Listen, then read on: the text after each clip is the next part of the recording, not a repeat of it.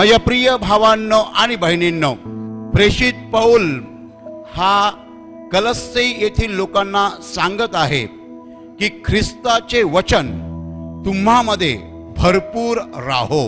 माझ्या प्रिय भावांनो आणि बहिणींनो, या जगामध्ये माणूस जगत असताना तो अंधारामध्ये चाचपडत आहे आणि त्याला सत्य ठाऊक नाही आहे. आपण कोठून आलो आणि आपण कोठे जाणार आहोत? परमेश्वर अस्तित्वात आहे का? परमेश्वर आमच्याकडे लक्ष देतो का? मेल्यानंतर आम्ही कोठे जाणार आहोत? स्वर्ग आहे का? नरक आहे का? आणि कोणता माणूस स्वर्गात जाणार आणि कोणता माणूस नरकात जाणार? आणि ह्या जगामध्ये आम्ही जगायचं कसं? नियम कोणते पाळायचे? या सगळ्या गोष्टींविषयी माणसामध्ये अज्ञान आहे, अंधार आहे आणि माणूस चाचपडत आहे. म्हणूनच आपण म्हणतो आपल्याला सत्य ठाऊक नाही आहे. माझ्या प्रिय भावांनो आणि बहिणींनो, अशा रीतीने सगळी मानव जात सत्य शोधत असताना स्वर्गातील देवाने 2000 वर्षांपूर्वी त्याचा पुत्र येशू ख्रिस्त याला जगात पाठवलं. Hallelujah, hallelujah. त्याने लोकांना देवाविषयीचं सत्य सांगितलं, देवाचे नियम सांगितले आणि त्यांनी मोठमोठे चमत्कार करून दाखवले, अशासाठी की लोकांनी विश्वास ठेवावा की तो खरोखर देवाचा पुत्र आहे, खरोखर तो स्वर्गातनं आलेला आहे आणि खरोखर त्याचे शब्द सत्य आहेत. माझ्या प्रिय भावांनो आणि बहिणींनो, प्रभू येशू जे काही बोलला ते देवाचे शब्द होते, ती देवाची वचनं होती, ते देवाचे नियम होते. परमेश्वर पित्याच्या मनातलं येशूने माणसाला प्रगट केलं. देवाच्या मनात जे आहे ते त्याने आपल्याला सांगितलं. आणि म्हणूनच प्रभू येशू म्हणाला, मार्ग, सत्य आणि जीवन मीच आहे. प्रभू येशू म्हणाला, तुम्ही सत्य शोधत आहात तर मीच सत्य आहे. तुम्ही मार्ग शोधत आहात, मीच मार्ग आहे. तुम्ही जीवन शोधत आहात, मीच जीवन आहे. माझ्या प्रिय भावांनो आणि बहिणींनो, या जगामध्ये आपण कसं जगलं पाहिजे आणि आपण कोणते नियम पाळले पाहिजेत हे येशूने शिकवलेलं आहे. या जगानंतर आपल्याला कुठे जायचं आहे ते येशूने सांगितलेलं आहे. आपल्याला जर स्वर्गात जायचं आहे तर आपण कसे जाऊ शकतो ते येशूने सांगितलेलं आहे. आणि माझ्या प्रिय भावांनो आणि बहिणींनो, हे जे येशूचे शब्द आहेत ते शब्द अतुलनीय आहेत. म्हणजे त्याच्यासारखे दुसरे शब्द कुठेही नाही आहेत, कारण ते देवाचे शब्द आहेत, परमेश्वराचे शब्द आहेत. असे शब्द तुम्हाला पृथ्वीवर सापडणार नाहीत. प्रभू येशूच्या मुखातून जे शब्द बाहेर पडले ते सगळे देवाचे शब्द होते. देवाचे शब्द म्हणजे देवाची वचनं. ख्रिस्ताचं वचन तुम्हामध्ये भरपूर राहो. माझ्या प्रिय भावांनो आणि बहिणींनो, याचा अर्थ काय? येशू ख्रिस्त जे काही बोललेलं आहे ते आपल्या अंतःकरणामध्ये आपल्याला खच्चून भरायचं आहे. तांदळाची गोण किंवा भुशाची गोण आपण खच्चून भरतो, दाबून दाबून दाबून भरतो. तुम्हाला हा शब्द प्रयोग माहिती आहे, खच्चून भरणे. येशूचे शब्द जे आहेत ते आपल्या हृदयामध्ये आपल्याला खच्चून भरायचे आहेत.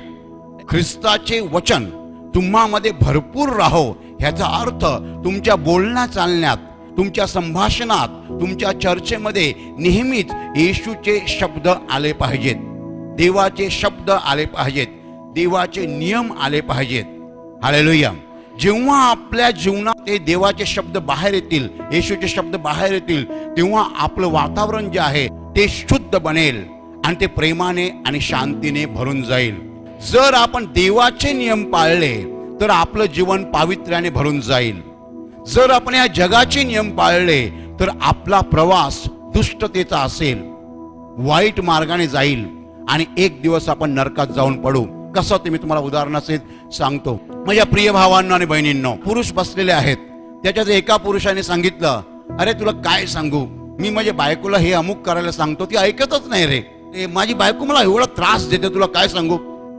एक सांगेल, अरे बायको ऐकत नसते तर थोबाडीत द्यायची, तिच्या थोबाडीत दिली की तिचा आवाज बंद, पुढच्या वेळेला तुझा ऐकेल. दुसरा सांगेल, अरे बायकोकडे लक्षच द्यायचं नाही, तिच्याशी बोलायचंच नाही, संबंधच तोडून द्यायचा म्हणजे डोक्याला कटकट नाही. तिसरा सांगेल, अरे थोडंसं भांडण काढायचं आणि तिला सरळ माहेरी लावून द्यायचं. भांडण काढायचं आणि तिला सरळ माहेरी पाठवून द्यायचं. आणि चौथा सांगेल, एवढं कशाला करता, त्यापेक्षा सरळ घटस्फोट घ्या.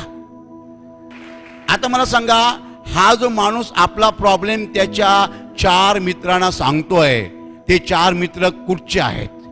ते मित्र ह्या जगाचे आहेत. त्यांची डोसकी जगाची आहेत, त्यांचे विचार जगाचे आहेत, त्यांचे विचार दुष्ट आहेत. आणि 4 मित्र याला वाईट मार्गाला नेल्याशिवाय सोडणार नाहीत.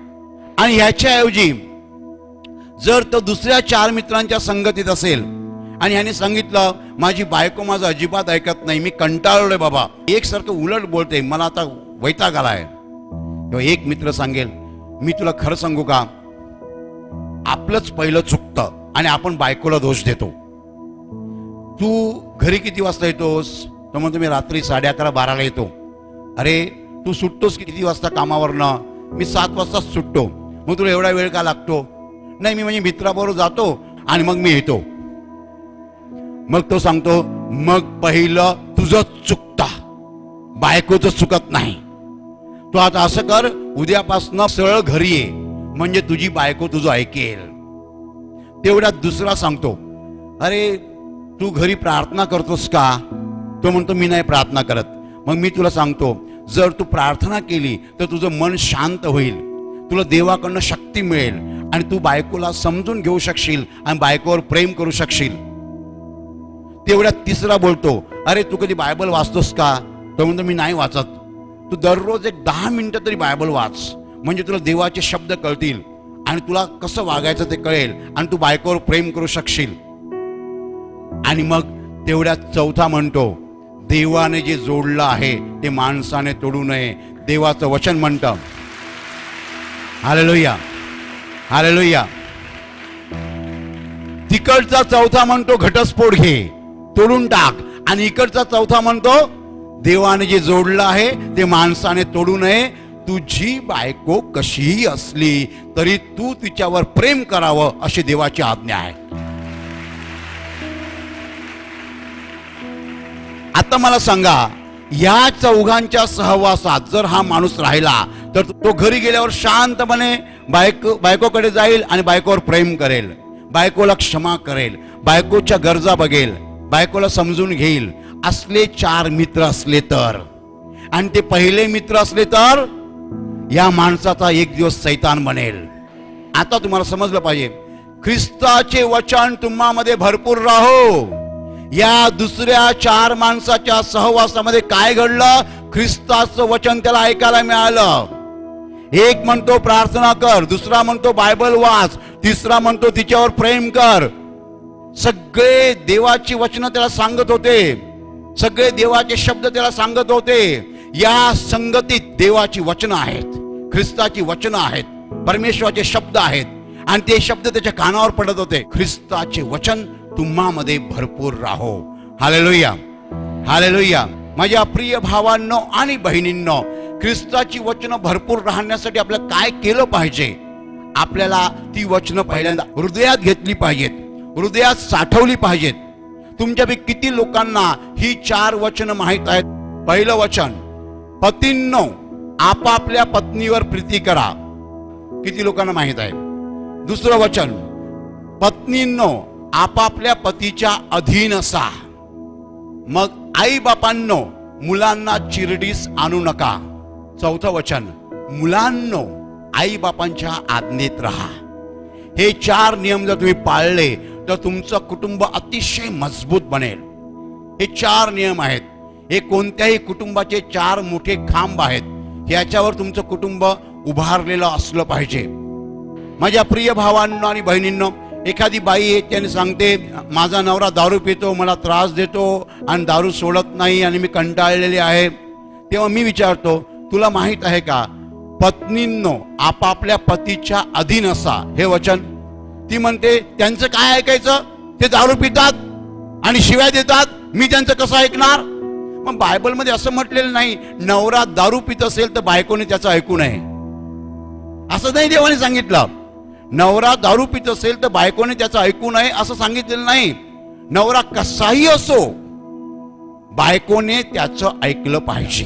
तिकडे फक्त एकच अट आहे, प्रभूमध्ये उचित, म्हणजे एकाच बाबतीमध्ये बायको नवऱ्याला नाही म्हणू शकते, आणि ती म्हणजे नवरा जर पाप करायला सांगत असेल तर. नवऱ्याने सांगितलं चोरी कर, तर बायको नाही म्हणू शकते, कारण मग त्या मोठ्या बॉसला राग येईल. हालेलुया. तिला मग ती सांगू शकते माझा खरा बॉस वर आहे, त्या खऱ्या बॉसला आवडणार नाही असं तू काही सांगू नकोस. जेवण काही बनवायला सांगो, नवऱ्याचं ऐकायला पाहिजे. माझ्या प्रिय भावांनो आणि बहिणींनो, येशूची वचनं जी आहेत ती तुमच्या हृदयात असली पाहिजे. या वचनांचा स्टॉक इकडे केला पाहिजे. स्टॉक, भरपूर वचनं वाचा आणि ती हृदयात साठवून ठेवा, आणि ती बोलत राहा, ती सांगत राहा, एकमेकांना सांगत राहा, आणि त्या वचनाप्रमाणे तुम्ही आपोआप चालायला लागाल, त्या वचनाप्रमाणे तुम्ही आपोआप वागायला लागाल. ख्रिस्ताचे वचन तुम्हामध्ये भरपूर राहो, म्हणजे येशूचे शब्द तुम्ही बोलत राहिले पाहिजेत, पाठ केले पाहिजेत, हृदयात साठवले पाहिजेत. या शब्दानुसार तुमचं जीवन असलं पाहिजे, वर्तन असलं पाहिजे. माझ्या प्रिय भावांनो आणि बहिणींनो, आपण वाईट का वागतो याचं कारण आपले विचार वाईट असतात. ज्याचे विचार चांगले आहेत तो चांगला वागणार, ज्याची तत्व चांगली आहेत तो चांगला वागणार. पण आपल्याला हे वाईट विचार कुठून मिळतात? ह्या जगाकडनं मिळतात. तुमच्या भावाने जर तुमची जमीन हडप केली आणि तुम्ही जर तुमच्या मित्राला जाऊन सांगितलं की माझ्या भावाने माझी जमीन घेतली, तर तुमचा मित्र तुम्हाला काय सांगेल? काय सांगेल? एक मित्र सांगेल अरे सोडू नकोस त्याला, एक तर त्याच्यावर कोर्ट केस कर, नाही तर 4 गुंड आणून तुझ्या भावाला मारून टाक. असला मित्र काय कामाचा? असल्या मित्राकडे तुम्ही जाता सल्ल्यासाठी? जो मित्र तुम्हाला सांगतो एक तर भावावर कोर्ट केस कर, नाहीतर भावाला मारून टाक, असला मित्र तुमचा काही कामाचा आहे? तो तुम्हाला सैतानाचा मार्ग दाखवतो. ह्याच्या ऐवजी असा एखादा मित्र असेल तो सांगेल बाबा रे तुझ्या भावाने तुझी जमीन घेतली ना, तू त्याला सांगून बघ तो काय करतो, तू त्याला विनंती कर आणि बघ तो काय करतो, आणि जर तुझा भाऊ तुला जमीन देत नसेल तर ती सोडून दे तू, परमेश्वर तुला त्याच्या दुप्पट जमीन देईल. हालेलुया. असा जर तुमचा मित्र असेल तर तो तुमचा मित्र तुम्हाला देवाचा मार्ग दाखवत आहे, प्रकाशाचा मार्ग दाखवत आहे. तो हे वचन कसं बोलू शकतो की देव तुला देईल? कारण त्याच्या हृदयामध्ये येशूचं वचन आहे, त्याच्या हृदयामध्ये परमेश्वराचे शब्द आहेत, म्हणून तो तुम्हाला सांगू शकतो की तुझ्या भावाला तो जमीन दे. माझ्या प्रिय भावांनो आणि बहिणींनो, आपल्या मुखातनं देवाचे शब्द बाहेर येण्यासाठी पहिल्यांदा आपल्या हृदयात आपल्या देवाचे शब्द साठवून ठेवावे लागतात. हे विसरू नका. देवाचे शब्द आपोआप बाहेर येणार नाहीत, त्याच्या अगोदर देवाचे शब्द हृदयात टाकायला पाहिजेत, हृदय देवाच्या शब्दांनी भरून घ्यायला पाहिजे. मराठीमध्ये एक सुंदर म्हण आहे की आडात नाही तर पोहऱ्यात कुठून येणार, हृदयात जर नसेल तर तोंडात कुठून येणार. म्हणून देवाची वचनं पाठ करा, पाठ करा, ऐकून घ्या. येशूचं वचन आहे क्षमा करा म्हणजे तुम्हाला क्षमा करण्यात येईल. तुम्ही जर दुसऱ्यांना क्षमा केली तर तुम्हाला सुद्धा क्षमा मिळेल. तुम्हाला हे वचन माहित आहे का? जर आपण दुसऱ्यांना क्षमा केली तर देव आपल्याला क्षमा करतो. पुष्कळ लोकांना माहित नाही आहे. त्याने माझं एवढं वाईट केलेलं आहे, मी त्याला कधीच क्षमा करणार नाही, मी त्याच्या पायरीला पाऊल लावणार नाही, तो दिसलाच मी तोंड फिरवतो. तुम्ही जर दुसऱ्यांना क्षमा करत नाही तर देव सुद्धा तुम्हाला तुमच्या पापांची क्षमा करणार नाही. म्हणून क्षमा करा, क्षमा करा, क्षमा करा हे वचन हृदयात ठेवा. तुमचा मुलगा 5वीला आहे आणि तो एक दिवस घरी येऊन तुम्हाला सांगतो की पप्पा आज मला माझ्या मित्राने मारलं. मग तुम्ही त्याला काय सांगता? उद्या जाऊन तू त्याला मार? नाही. तुम्ही त्याला सांगायला पाहिजे आपल्याला येशूने काय शिकवलेलं आहे की सगळ्यांना क्षमा करा. आणि म्हणून तू तुझ्या मित्राला, मित्राचं नाव काय रे? संजय. डोळे बंद कर, सांग संजय मी तुला येशूच्या नावाने क्षमा करतो. मग तो मुलगा बोलेल संजय मी तुला येशूच्या नावाने क्षमा करतो. आणि मग तो मुलगा एक दिवस मोठा होईल तेव्हा सगळ्यांना क्षमा करेल आणि त्याचं जीवन लोकांना आवडेल, देवाला आवडेल. पण त्यासाठी मी त्याला लहानपणापासून शिकवायला पाहिजे येशूचा नियम. क्षमा करा हा येशूचा नियम आहे. सूड घेऊ नका हा येशूचा नियम आहे. सूड घेऊ नका, बदला घेऊ नका हा येशूचा नियम आहे. जग काय शिकवतं? सोडू नका, मी त्याला सोडणार नाही. मी बदला घेणार, मी सोडणार नाही, ही जगाची भाषा आहे. पण देवाची भाषा काय आहे? सूड घेऊ नका. सूड घेणं देवाकडे आहे, देव बघून घेईल. जर तुम्हाला कोणी त्रास दिला तर त्याला सांगायचं मी तुला क्षमा करतो, मी देवाच्या हातात सोपवलेला आहे. देवाला काय करायचंय देव करेल. सूड घेऊ नका.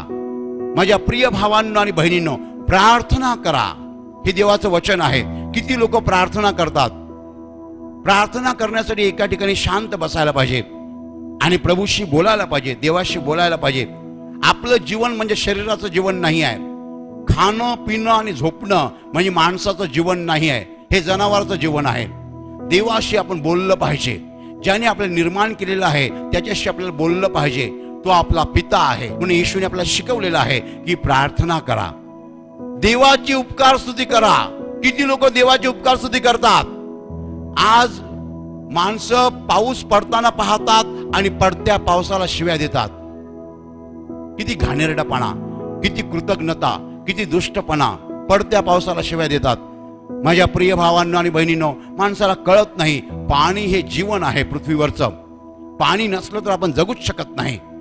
आणि परमेश्वर आकाशातून एवढा पाऊस आपल्याला देत आहे, आपण त्याचे आभार मानायला पाहिजेत. परमेश्वर आपल्याला फळं देतो, आपण त्याचे आभार मानायला पाहिजेत. परमेश्वर आपल्याला मासे देतो, आपण देवाचे आभार मानायला पाहिजेत. आपल्या मुखातनं एकसारखी देवाची स्तुती निघायला पाहिजे. देव किती चांगला आहे, देव किती चांगला आहे, देव किती चांगला आहे, देव किती चांगला आहे. अखंडितपणे बोलत राहा. ही येशूची आज्ञा आहे की आपल्या मुखातनं नेहमी देवाची स्तुती निघाली पाहिजे. काही लोकांच्या मुखातनं देवाला शिव्या निघतात, शिव्या. माझ्या प्रिय भावांनो आणि बहिणींनो, ही त्यांची शिकवण जी आहे ती सैतानाची आहे. देवाची शिकवण हीच आहे की आपल्या मुखातनं नेहमी देवाविषयी चांगले शब्द निघाले पाहिजेत. देव आपल्याला पाणी देतो, चांगली हवा देतो, नद्या आहेत, याबद्दल आपण देवाची उपकार स्तुती केली पाहिजे. ही सगळी येशूची वचनं आहेत आणि ही वचनं तुम्ही हृदयामध्ये साठवून ठेवा. आणि ही वचनं जेव्हा साठवून ठेवतो आपण, तेव्हा ती वचनं योग्य वेळेला बाहेर पडतात. आपल्या बोलण्यात येशूची वचनं आली पाहिजेत, एकसारखी आली पाहिजेत. तुमचा स्टॉक किती जास्त आहे त्याच्यावर अवलंबून आहे.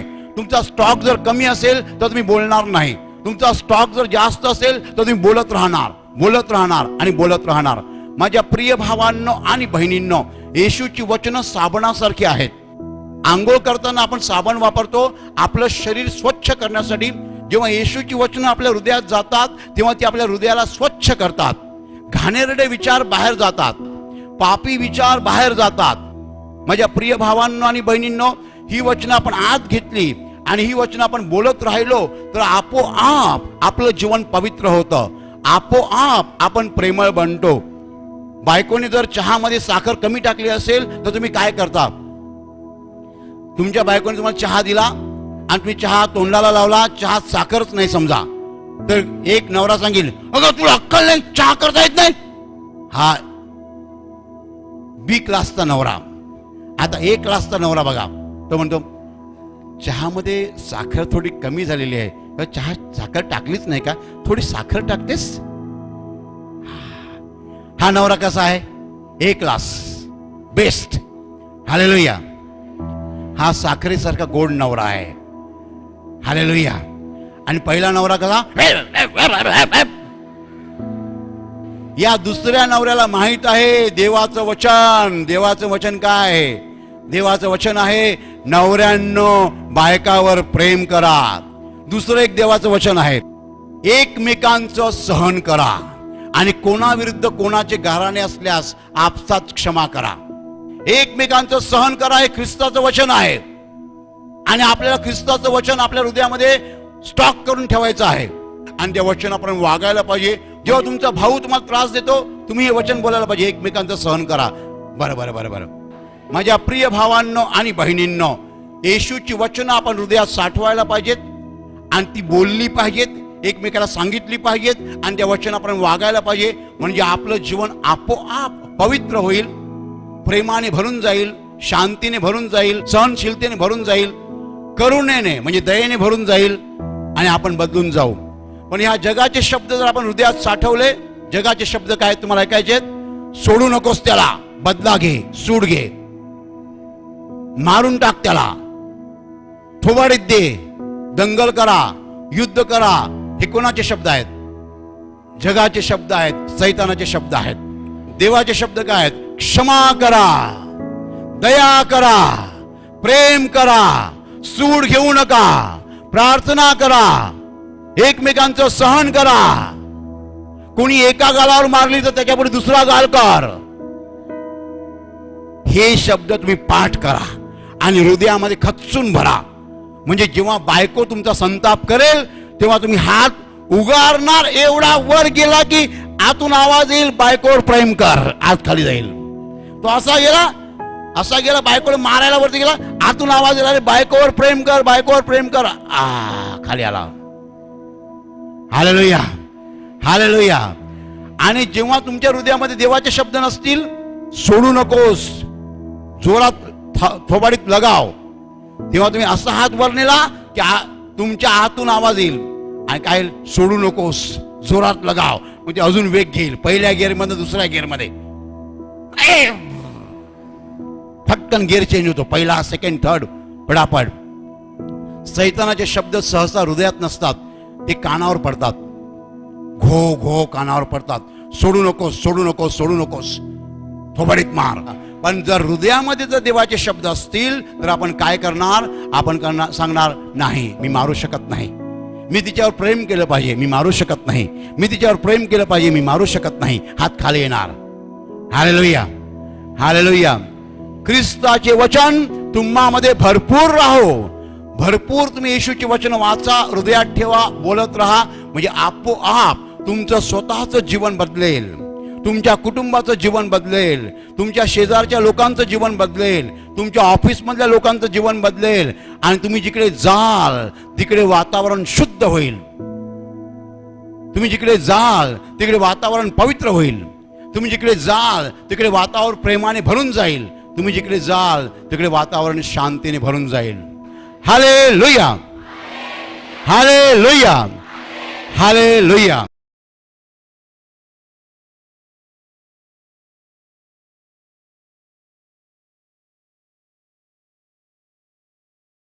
आणि आता तुमचे डोळे मिठा आणि तुमच्या शरीराच्या ज्या भागाला आजार आहे त्या भागावर हात ठेवा. विश्वासाने हात ठेवा. तुमच्या शरीरातील प्रत्येक आजार प्रभू येशूच्या पवित्र नावात नष्ट हो. तुमच्या जीवनातील प्रत्येक दुःख प्रभू येशूच्या पवित्र नावात नष्ट हो. आणि तुमच्यावर आणि तुमच्या कुटुंबावर प्रभू येशूचे महान आशीर्वाद होत. धन्यवाद.